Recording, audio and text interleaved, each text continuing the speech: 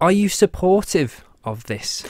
Well, I've looked long and hard at the bill. It was obviously Mr Cannon that brought the legislation forward in the last House, and as you rightly say, the House supported it, but Legislative Council didn't, and that's why we're in the situation we are now, where it may be the first time that these provisions of the Constitution Act are actually used. I've looked through the bill. I've had my doubts to begin with about whether it should just be House of Keys electing the Chief Minister, since the Chief Minister is representative of the whole island and of Tynwald as a whole.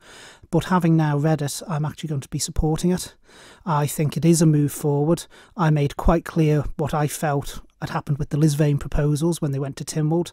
I feel that they've got pretty much hashed up, and we've ended up with the status quo wrapped in the cloak of change that was being sold to us. So I will be supporting this because I think at least it is some constitutional reform in the right direction. So I will be speaking in favour on Tuesday. One of the other provisions that I was looking at, of course, was how does the House of Keys or Tynwald get rid of a Chief Minister if you don't particularly want an individual carrying on any longer.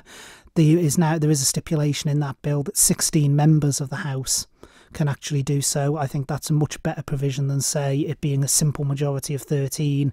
It means you've got a higher hurdle to get over. And the current situation is that it only takes 17 members of Tynwald out of the 33 to get a vote of no confidence in the Chief Minister, which is a simple majority. So I think this provision actually tightens it up and makes it much better.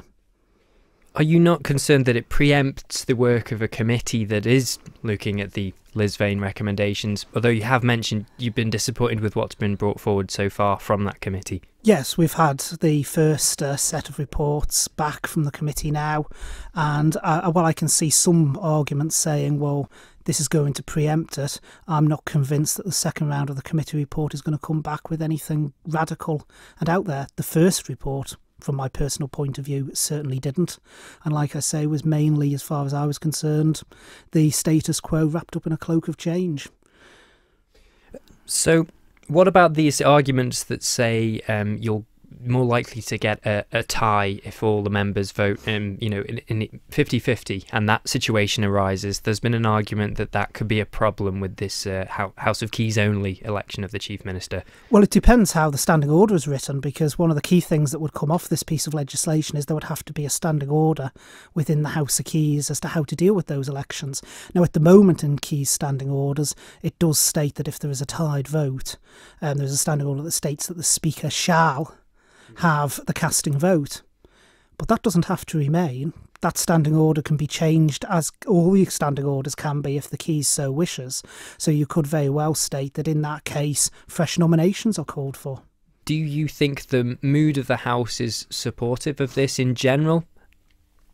I've spoken to a few people about it, and I know some people who are very supportive. I know some people that won't support it, and equally I know some people who are in the middle who are reading it potentially over this weekend to make up their minds. But what we've got to remember is what's happening on Tuesday isn't this going through.